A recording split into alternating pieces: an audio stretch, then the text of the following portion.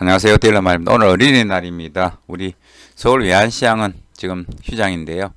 지금 싱가포르 시장, 여객시장에서 NDF는 지금 움직이고 있습니다. 1219원에 이제 거래되고 있는데, 최근에 우리 구독자분들 너무 딜을 잘하는 것 같아요. 어저께 환율이 한 1230원 갔을 때 많이 매도를 하신 것 같아요. 일단 여기 NDF는 무엇인가 환율 이야기 해보겠습니다. 서울 외환시장이 여기 원달러의 영향을 받는 이유 등 살펴보겠습니다. 지금 여 보면은 Non-Deliverable Forward Rate 이게 NDF라 그러거든요. NDF인데 지금 현재 1219원에 지금 1219원, 1220원 싱가포르 시장에서 지금 오파가 지금 나오고 있습니다. 거래되고 있는 가격이 그렇습니다. 전일 종가 대비 조금 밀렸습니다. 주로 여객 시장은 옵쇼어 마켓이라고 이야기를 하는데요. 자국의 규제를 피해 세금, 금리, 외환 관리 면에서 특혜를 누리면서 자유롭게 자금을 운용 조달할 수 있는 금융시장으로 비거주자를 대상으로 자금 차입 및 자금 대출 등의 거래가 이루어지는 금융시장을 이야기합니다. 요 이제 반대 개념이 온쇼어 마켓인데 우리 국내 시장을 이야기합니다. 서울 외환시장 같은 경우 이야기하죠. 서울 외환시장이 끝나고 나면은 사실상 3시 반에 끝나는데 그 이후에도 이제 계속 국제금융시장이 열리잖아요. 그때 지금 형성되는 시장이 여객시장입니다. 여객시장에서 이제 달러를 큰 손들이 사고 팔고 하는 거래를 갖다가 이제 NDF 거래라고 이야기를 합니다. 한번 살펴볼게요. 국제 외환시장을 먼저 이해를 해야 합니다. 국제 외환시장은 주로 24시간 이렇게 다 움직입니다. 이제 토요일하고 일요일, 공휴일 빼고는 계속 움직이는데요.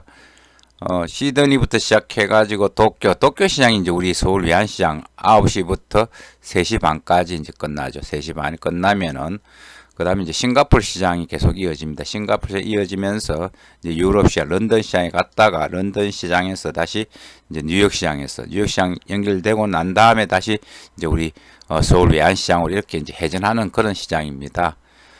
그런데 옌이나 뭐 유로 같은 그런 통화들은 국제 통화이기 때문에 뭐 쉽게 사고 팔고 할 수가 있습니다.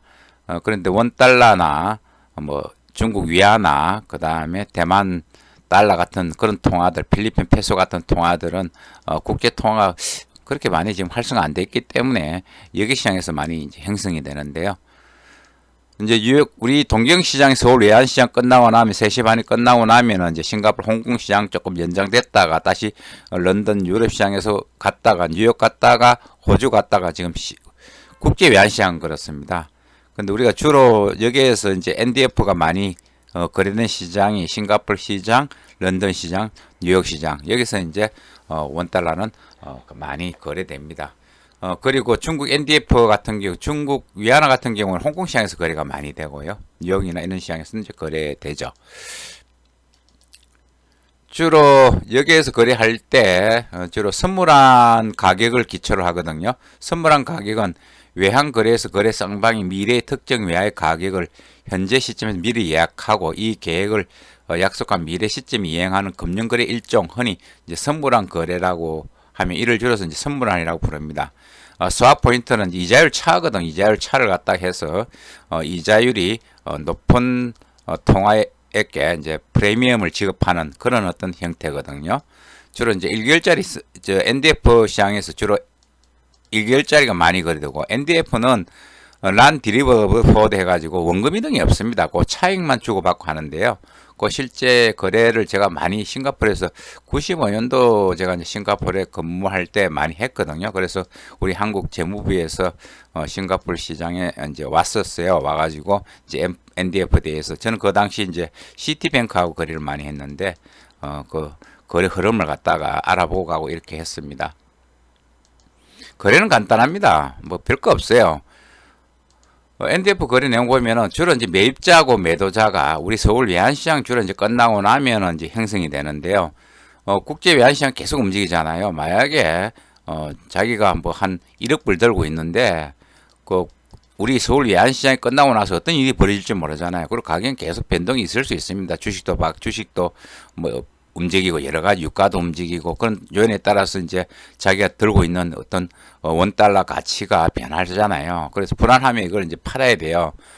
그래서 이제 브로커에게 이제 난 팔자 이제 사자를 내놓잖아요. 뭐 매도자가 팔자 내놓으면은 이제 사자하고 며칠 시기 줍니다. 며칠 시기 주면 이 거래가 일어나는데 예를 들면 1월 1일 날 환율이 1,200원 할 때 거래를 했는데 일일자로 하는 거예요. 하면은 이제 선물 환율을 따지면은 1,199원의 가격이 되는 거죠. 그러면은 이제 거래 딜단을 합니다. 딜단은 그냥 계약서에다가 그냥 뭐 하나 이래 써가지고 둘이 사인만 하면 돼요.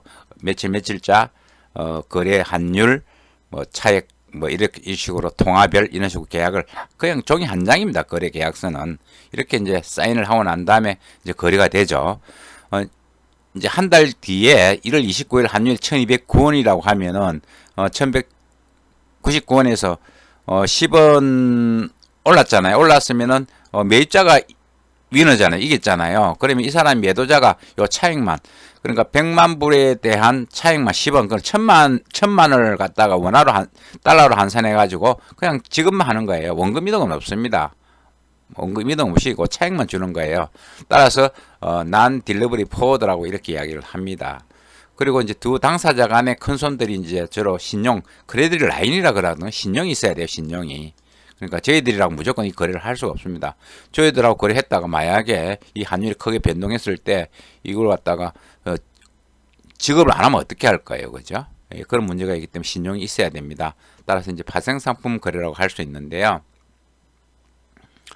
거래는 간단합니다. 따라서 이 가격이 이제 유역시장이나 이런 데서 이제 마지막 가격이 결정되고 그 다음날 우리 이제 외환시장에 또다시 영향을 줍니다. 이게 원달러라고 그렇게 이야기를 많이 하고 있습니다. 심플합니다. 보시면은 이런 식으로 하고 여기 시장에서 많이 움직이죠. 특히 우리 5월 1일 날 그 다음에 노동절 날 놀 때 4월 30일 날 우리 놀았잖아요. 스카트 한실 그때 여기 시장에서 원달러가 1204원까지 가게 됐어요. 그리고 다시 또 1224원으로 회복하는 그런 움직임. 여기 시장에서 많이 움직입니다. 큰 손들이 많이 움직이기 때문에 이 가격이 서울 외환시장에 영향을 줍니다. 따라서 우리는 여기 시장 가격을 굉장히 중요시하고 있습니다. 이상 여기 시장에 대해서 알아봤습니다. 구독은 힘이 됩니다. 감사합니다.